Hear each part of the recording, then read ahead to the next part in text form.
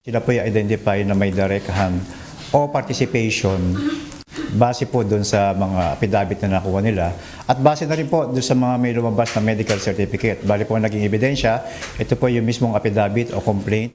Nadagdagan pa ang bilang ng mga pulis na inalis sa pwesto matapos ang nangyaring hazing na bahagi umano ng welcoming rights sa mga bagong pulis sa Regional Mobile Force Battalion 14B sa Lamitan City, Basilan noong February 6. Ayon kay Philippine National Police Public Information Office Chief, Police Brigadier General Randolph Tuanyo, 77 pulis ang inalis sa pwesto.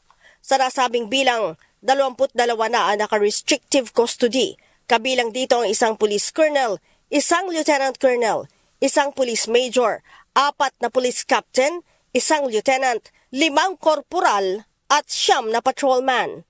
Dagdag pa ni Tuanyo, sinampahan na rin ng kasong kriminal ang 12 pulis na may direktang kinalaman sa insidente. Kinabibilangan ito ng isang major, 5 korporal, 5 patrolman at ang force commander na isang colonel.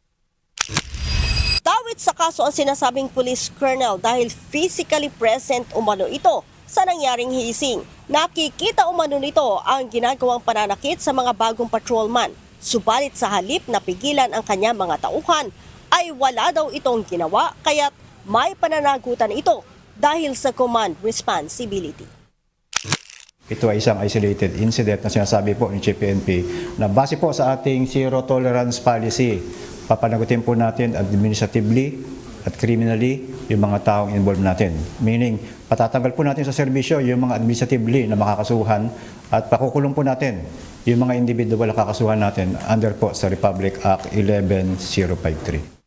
Ayon kay Brigadier General Tuanyo, 96% sa 129 na biktima ang nagtamo ng hematoma sa lower extremities gaya ng mga pasa sa hita. Base din po sa medical certificate na natanggap natin, 96% ng mga may medical certificate at yung may mga hematoma, contusions ay galing po sa lower extremities po yung kanilang mga contusions at hematoma. At 4% lang po yung may mga tama o may mga hematoma sa upper extremities, halimbawa po sa mukha at sa katawan. Samantala, nagbabala naman si PNP Chief Police General Jose Melencio Nartates Jr. sa lahat ng mga pulis laban sa pagsasagawa ng hazing na maglalagay sa panganib at buhay ng mga police trainee at bagong recruit. Iginiit ni General Nartates na dapat ipatupad sa lahat ng oras ang pulisiya ng zero tolerance laban sa hazing. Wala din aniya sa prinsipyo ng PNP na konsintihin ang mga pulis na sangkot sa hazing.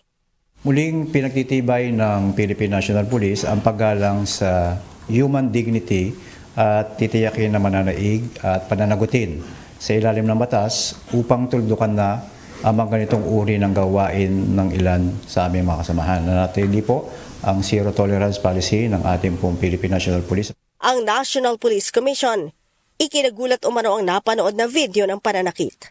Kaya naman, tiniyak ni Commissioner Kalinisan na mananagot ang mga sangkot na pulis sa insidente. The NAPOLCOM is on top of it. We will investigate and cases will continue.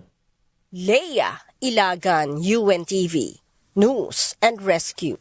Diyos ang aming sandigan, serbisyo publiko ang aming pinahahalagahan.